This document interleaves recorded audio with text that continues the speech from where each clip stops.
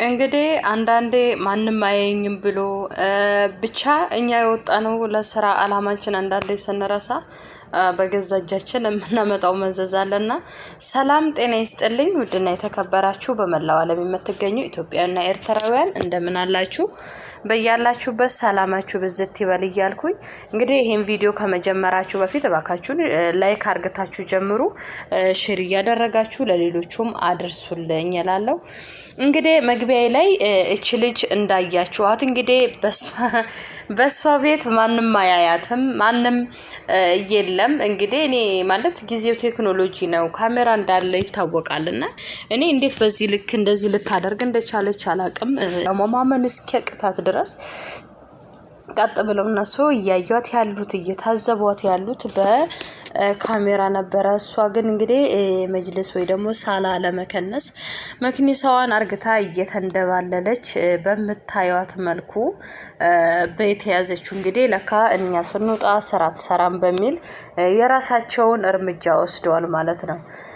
በነገራችን ላይ ካሜራ ሚኑር አይኑር እኛ ሊያሳስበን የሚገባው ልክ ሰርተው ወር ስንደርስ ደሞዛችንን ይሰጡናል የሚለው ነው ሊያሳስቡን፣ በጊዜ እንዲከፍሉን እሱን ነው ማሰብ ያለብን እንጂ እንዲህ ያለ ነገር አይዶንኖን ያላቀም በዚህ ልክ እንዴት ልታረግ እንደቻለኝ እና በገዛ እጃችሁ አንዴ ደግሞ እነሱ ያንን ካዩ መቼም ቢሆን እምነት አይኖራችሁም፣ ትሰራላችሁ የሚልም ግንዛቤ የላቸውም ማለት ነው። እባካችሁ እንደዚህ ከማድረግ ግን ፕሊስ ተጠንቀቁ። ምክንያቱም አንድ ሰው ከሀገሩ ሲወጣ ዋጋ ከፍሎ ነው ብዙ ነገር፣ በተለይ አሁን ላይ ኑሮ ውድነቱ አለ። ያንን የሰው ልጅ አልፎ መጥቶ ነገር ግን በራሱ ስተት በራሱ ጥፋት እንደዚህ የሆኑ በገዛ እጇ የትኛውም ሀገር ዜጋ ይሁን ዋጋ ሳይከፍል ደልቶት ስደትን የሰው ቤት ለመሆን ይመጣል ብዬ እምነት የለኝም።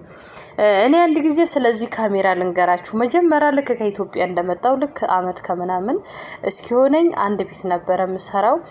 እግዚአብሔር በሚያውቀው ልክ አመት ከ6 ወር ስቲል ከ5 ወር ሲሆነኝ ነው እዛ ቤት ካሜራ እንዳለ ያወቅኩት። አላቅም ነበረ። ግን እኔ አላማዬ ምንድነው ስራና ስራ ነው፣ ወጣለሁ ሰራለሁ። እስቲ ለካ ሁሌም በዛ በር ነው የምመላለሰው፣ ያለበት ደግሞ በሩ መግቢያ ላይ ነውና ሶርድና ሶጣም ለካ በደንብ ካሜራው ፈሩላል። እግዚአብሔር በሚያውቀው አላቅም ነበረ።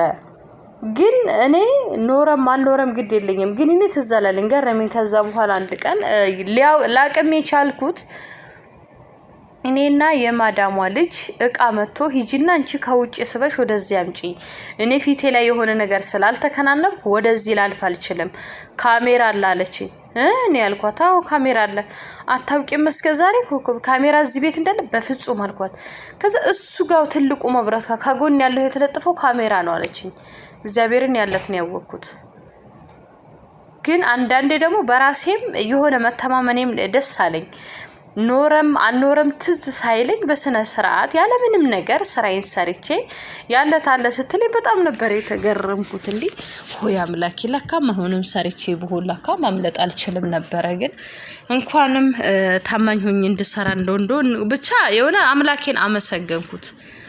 ገባችሁ አይደለ? እናንተ ካሜራ ቢኖር ባይኖር ደግሞ እንደዚህ ያለ ነገር ባታደርጉ። አሁን እሷ ቢያንስ ያው ጨዋታ ተጫወተ ተገለባበጠች እንጂ ከዚህ የከፋ ብዙ አይነት ምግብ ላይ በተለይ ከዚህ በፊት ሰርቼላችኋለሁ። ኩሽና አፍታፊ ባሴት ምግብ ስሪ ብላት የምትሰራው ምግብ ላይ ያደረገችው ድርጊት እጅግ አስነዋሪ።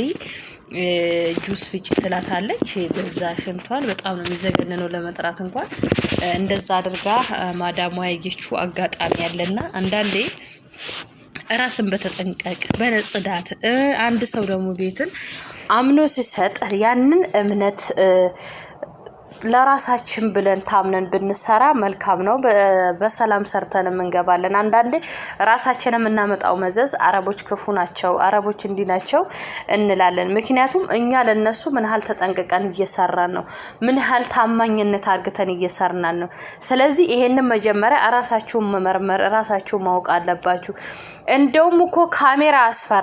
ምክንያቱም ካሜራ ልትፈሩ የምትገባው ሽንት ቤት ከሆነ መኝታ ክላሳችሁ ከሆነ ነው መፍራት ያለባችሁ እንጂ ለምን ሻወር ስንተጣጣብ እዚህ ጋር ነው ጥንቃቄ ማድረግ ያለብን እንጂ ይሄ ሳሎናቸው ኩሽና አገባቢ ያደርጉ ምን አገባንኛ እንደውም ለደህንነታችን ምስክር ነው እንዴ ከዚህ በፊት ቪዲዮ ሰርቻለሁ ጅዳ ላይ የሆነ ህፃን ውሃ ገብቶ ሞቶባት እኮ እነሱ ሰራተኛ ነች ብሎ እሷ እንደውም በቲክቶክ ወጣ በቃ አልቆልኛል የሳውዲ ህግ ከባድ ነው ይሄ ነገር ተፈጥሯል ግን ልጁ ውሃ ውስጥ ሲገባው እሷን የኩሽና ስራ ግዢም ብላ ጠራችኝ ከሳውዲው ጋር ነበር የወጣው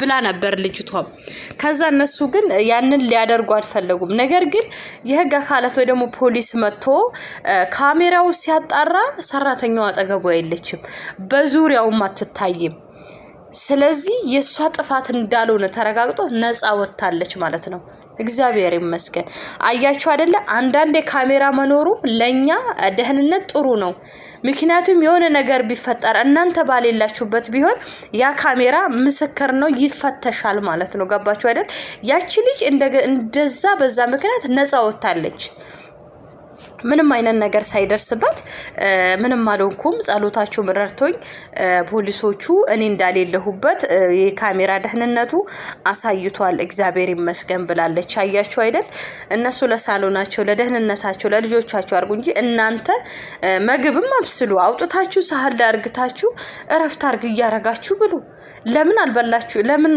በላችሁ አይሉም ገብቷችኋል አይደል እንደዛ አይሉም በቃ እናንተ ያለውን ነገር ብቻ በግልጽ አርጉት እና ስለዚህ ካሜራ መኖሩ በዚህ ሀል እንትን ሊል አይችልም ደሞ ብትሆኑ እንኳን አው ለምሳሌ አላግባብ አሁን እቺ ልጅ አይታችኋል ስራ እየሰራች ስራውን ትታ ነው በመሃል በዚህ መልኩ የምትገለባበጠው ሆይ እንግዲህ እሷ በሷ ቤት ማንንም ማያተም ካሜራ ያለም ጊዜም ቴክኖሎጂ ነው አትሸወዱ የእምረ አትሸወዱ ምክንያቱም ከእንዲህ ያለ ነገር ተጠበቁ እላለሁኝ ሁላችሁም ኮናችሁ ምክንያቱም በሰላም ሰርተንስ እንድንገባ ከኛ የሚጠበቀው ትክክለኛ ነገር አርግተን ሌላ እንግዲህ እነሱ እንኳን ክፉ ቢሆኑ እግዚአብሔር እርዳኝ አብርዳቸው ብለን ጸሎት ማድረግ እንችላልንና አደራ ይሁንባችሁ እንዲህ ያለ ነገር ተግባር የምታረጉ ባካችሁን ተቆጠቡላለሁ